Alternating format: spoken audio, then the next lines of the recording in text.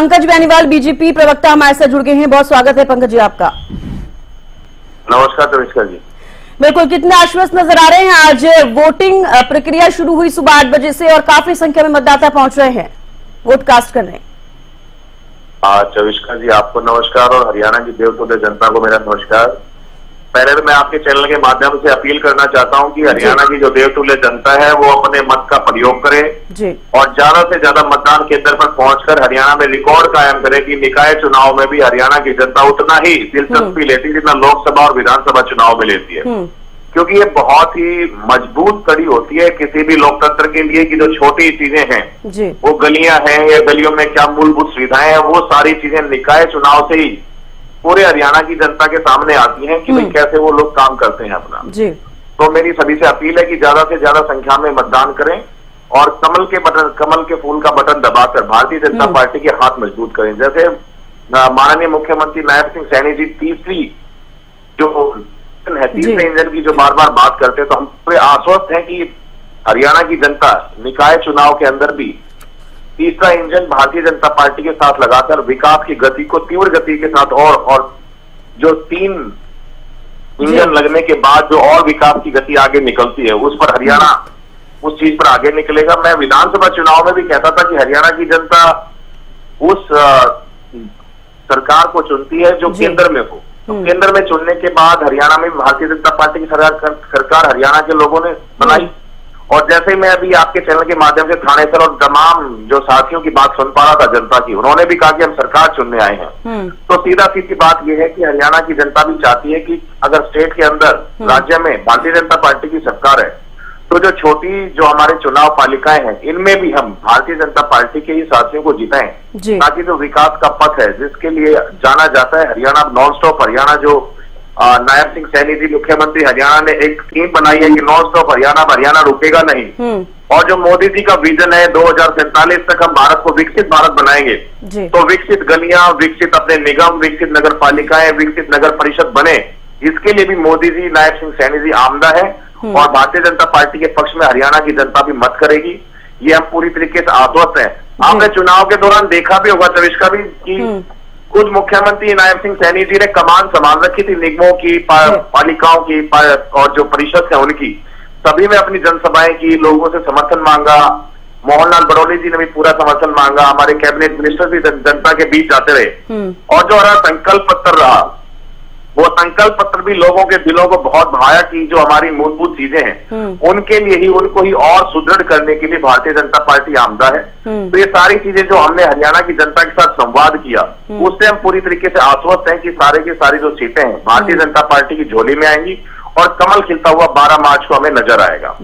जैसे कि आपने और भी पार्टियां हैं जो विपक्षी दल हैं, चाहे वो इनेलो की बात करें, आम आदमी पार्टी की बात करें या मुख्य विपक्षी दल जिसकी 37 MLA भी हैं, कांग्रेस पार्टी कहीं भी चुनाव में नजर नहीं आई। ना ही भूपेंद्र सिंह हुड्डा, कुमारी सैलजा, सुरजेवाला जो बड़े नाम हैं वो कहीं भी किसी भी अपने कैंडिडेट के साथ खड़े हुए नहीं मिले। हाँ, वो ट्विटर पे जरूर खड़े हुए मिले, वो हमें सोशल मीडिया पे खड़े हुए मिले, वो अपने विवादित बयानों की वजह से वो मीडिया में चर्चा में तो जरूर रहे लेकिन जनता के बीच चर्चा में बिल्कुल भी नहीं। तो हम आश्वस्त हैं कि कमल का फूल खिलने में हरियाणा की जनता तो शाम तक 5-6 बजे तक जो वोटिंग होनी है वहां तक कमल का फूल खिला देगी। तो 12 मार्च को नजर भारतीय जनता पार्टी के पक्ष में होंगे। तो चलिए, आप बिल्कुल आश्वस्त नजर आ रहे हैं कि ट्रिपल इंजन की सरकार बनने जा रही है। चलिए, आपको लौटूंगी। सुरेश रोड कांग्रेस प्रवक्ता हमारे साथ जुड़ गए हैं। सुरेश जी, बहुत स्वागत है हरियाणा न्यूज पर आपका। जी नमस्कार। नमस्कार। देखिए, आज सुबह से 8 बजे से वोटिंग प्रक्रिया शुरू हो गई। सभी मतदाता पहुंच रहे हैं अपने बूथिंग स्टेशन पर और जाकर वोट कास्ट कर रहे हैं। आप कितने आश्वस्त नजर आ रहे हैं, क्योंकि बीजेपी कहती है कि कांग्रेस नजर नहीं आ रही है कहीं भी? देखिए, वोट जनता को देनी है और जनता कांग्रेस पार्टी को वोट देने जा रही है। मेरा पुंडरी विधानसभा क्षेत्र है और पूरे हरियाणा में पुंडरी विधानसभा ऐसा है जहां पर ये नगर पालिका चेयरमैन के साथ साथ भारतीय जनता पार्टी अपने MCD पार्टी सिंबल पे यानी अपने चुनाव चिन्ह के ऊपर लड़वा रहे हैं। वहां पर 16 वार्ड है, 16 में से 10 से ज्यादा वार्ड स्थानीय और आजाद प्रत्याशी जीतेंगे जो कांग्रेस समर्थित हैं, जो बीजेपी को हराने का काम करेंगे। 16 में से 10 से ज्यादा। इस बात को आप नोट कर लो और जो चेयरमैन है नगर पालिका पुंडरी का, वो भी भारतीय जनता पार्टी का हारने जा रहा है और कांग्रेस समर्थित आजाद और स्थानीय उम्मीदवार जीतने जा रहे हैं। जबकि इनका विधायक भी है वहां पर, पुंडरी में विधायक भी है।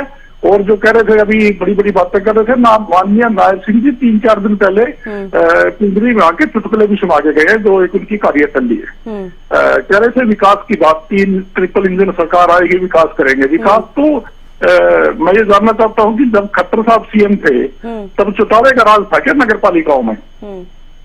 इन्हीं का राज था। जितना भ्रष्टाचार नगर पालिकाओं में है, कुरुक्षेत्र में कोई ऐसा पार्क नहीं जिस पार्क की लोहे की ग्रिल उतार के इन्होंने दूसरे पार्क में लगाकर उसका बिल नहीं ले लिया सरकार जी। इतना भ्रष्टाचार। सुभाष सुधा जी थे वहां मंत्री भी थे, उनकी धर्मपत्नी श्रीमती उमा सुधा जी वहां की चेयरपर्सन थी। हरियाणा में जितना भ्रष्टाचार नगर निकाय में हुआ, कुरुक्षेत्र उसका उदाहरण है। इन्होंने लूट के खा लिया प्रदेश।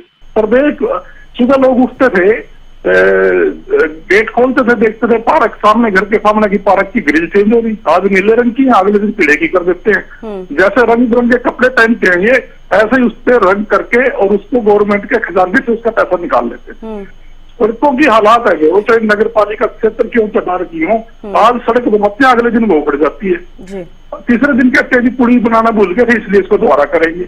जितना भ्रष्टाचार इनका है कोई नहीं कर सकता। और ये कोई मुख्यमंत्री का, या एक बात बड़े दावे से कहता हूँ, मुख्यमंत्री का या किसी सरकार का ये काम नहीं हुआ करता कि वो 24 घंटे चुनाव के लिए ही काम करे। प्रदेश के लिए भी काम करना होता है। मुख्यमंत्री की शपथ ली आपने, तो सुरेश जी आप क्या मानते हैं कि पूरे 10 सालों में कोई काम नहीं हुआ? आपने गैर कानूनी तरीके से आपने स्वार्थ सिद्धि के लिए रिजर्वेशन भी किए जगह जगह पे। जहाँ पर जरूरत नहीं थी वहां पे आपने अपने मन मुताबिक रिजर्व कर दी वो सीटें। जहाँ पे किसी देखते थे इस बरादरी का प्रभाव है इस समाज का, उसको इग्नोर करके आपने उस सीट को BCG में रिजर्व कर दिया। उसके बावजूद भी लोगों ने ठान ली कि आपका मुंह थोड़ी जवाब देंगे। सुरेश जी देखिए, आप साफ तौर पर कह रहे हैं कि हरियाणा में बीजेपी सरकार ने कोई काम नहीं किए हैं और जनता परेशान है, जैसे कि आप कह रहे हैं कि उनके कोई भी मुद्दों पर, उनकी कोई भी जो समस्या उन पर ध्यान बीजेपी नहीं देती है। लेकिन फिलहाल आपका क्या कुछ रोल है? कांग्रेस क्या सोच रही है? आप क्या सोच रहे हैं कि फिलहाल जिस तरीके से आज वोटिंग हो रही है, 12 मार्च को रिजल्ट आ जाएंगे, कांग्रेस कहां पर है? कांग्रेस इनमें मेजोरिटी में जीतेगी। और कांग्रेस पार्टी एक बात और कहना चाहती है, अभी बात आई थी कि हुड्डा साहब और सुरजेवाला जी और शैलजा जी चुनाव प्रचार में नजर नहीं आए। अगर हमारे बड़े नेताओं को नजर आना होता तो हम सिंगल के ऊपर चुनाव लड़ा देते। हमने तो जनता के ऊपर छोड़ दिया बात कि जनता स्थानीय उम्मीदवारों को अपने नजरिए से चुन के भेजेगी। कांग्रेस पार्टी ज्यादा इंटरफेयर नहीं करती जनता के उसमें। हम तो जनता के कारण है, ये हमारी कार्यशैली नहीं है। आज हुड्डा साहब ने कहा तो है कि हम तो जब सरकार में थे तब भी नहीं हमने प्रचार किया बड़े नेताओं ने। वोट किसको देना है?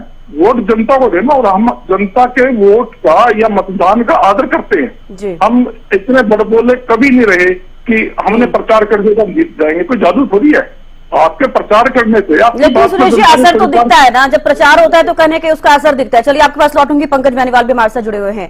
पंकज जी, आपने साफ तौर पर सुना कि सुरेश जी क्या कह रहे हैं। लगातार बीजेपी की तरफ से प्रचार किया जा रहा है और आप भी खुद कह रहे थे कि सीएम मैप सिंह सैनी ने लगातार प्रचार किया है सभी प्रत्याशियों के लिए बीजेपी के। तो कहीं ना कहीं कह रहे हैं कि अब प्रचार बीजेपी कर रही है और इससे जरूरी नहीं है कि जनता बीजेपी को ही चुने। तो आप क्या कहना चाहेंगे? क्या प्रचार करना गलत है? प्रचार जब किया जाता है, कहने की जनता भी जागरूक होती है कि हम अपना प्रतिनिधित्व किसको चुने। जी चविष्का जी, प्रचार तो कांग्रेस पार्टी उसका करेगी ना जो कैंडिडेट उठाएगी। बेचारों के पास कैंडिडेट ही नहीं मिले चुनाव लड़ाने के लिए, तो प्रचार किसका करेंगे?